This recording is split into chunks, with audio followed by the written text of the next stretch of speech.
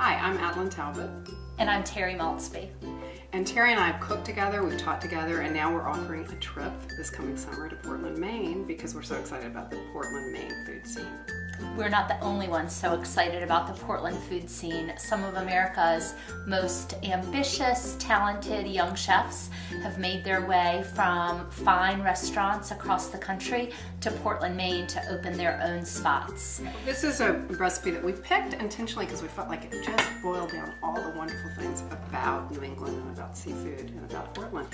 It's Sam Hayward of 4th Street, which was really the original restaurant in Portland. It's only about 20 years old, but people have a sense that that's where the food revolution in Portland started. And so we're going to do fire roasted mussels with a garlic butter almond sauce. And Terri's kind of mixing that up right now. If you know Maine, you know that mussels are everywhere. They litter the beaches there. So these are these really delicious, naturally occurring morsels, and then we're going to roast it in a home fireplace, and that's drawing on that wonderful New England clam bake tradition. So this says it all in one pot. So Terri's going to take it over with the butter sauce.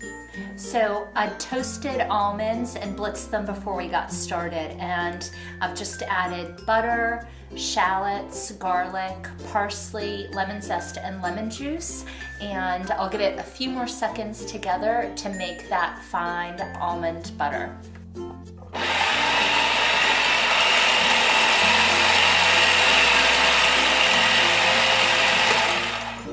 Let's just mix up this wonderful butter, garlic, and almond sauce, and we're going to put it on our mussels now. These are farm-raised mussels, and they are from that same terrific clean water in Maine, but they are farm-raised, which means that those of us who live elsewhere in the country can have them anytime. And they're also wonderful because they do not have the beards. That was always often a deal stopper for people with mussels. They have that fibrous, weird little beard that you had to get off before you cook them. And farm-raised ones come debearded. I've had these mussels sitting not just in the fridge overnight, but on top of ice water. That's really a child's trick, and it really means that you should keep that seafood, shellfish super fresh by doing that. Terri's adding the butter, and I'm going to add some wine in just a minute. So Terri's doing what I find is really helpful with this recipe, which is using the old-fashioned method, her hands, assisted by her fingers. Just a little help. Yeah, just a little help, and it smells wonderful. I'm going to start adding the wine.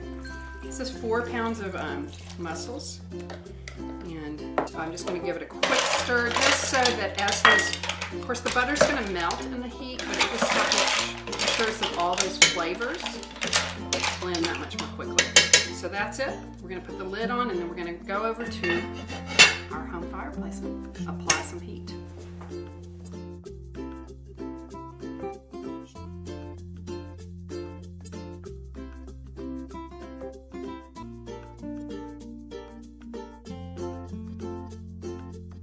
So our mussels have been on the fire for 15 or 20 minutes. They're looking great. I've stirred them a few times, and they have that nice, plump, wonderful look that a good mussel should have. If any of the mussels don't open, go ahead and discard those. Those are not going to be delicious to eat. I'm going to go ahead and start serving these up.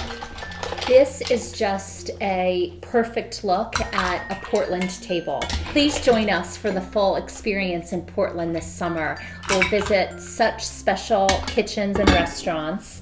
In a few weeks, we'll be offering this Portland-centric menu in a cooking class at the Edible Schoolyard, and we'd love to see you there.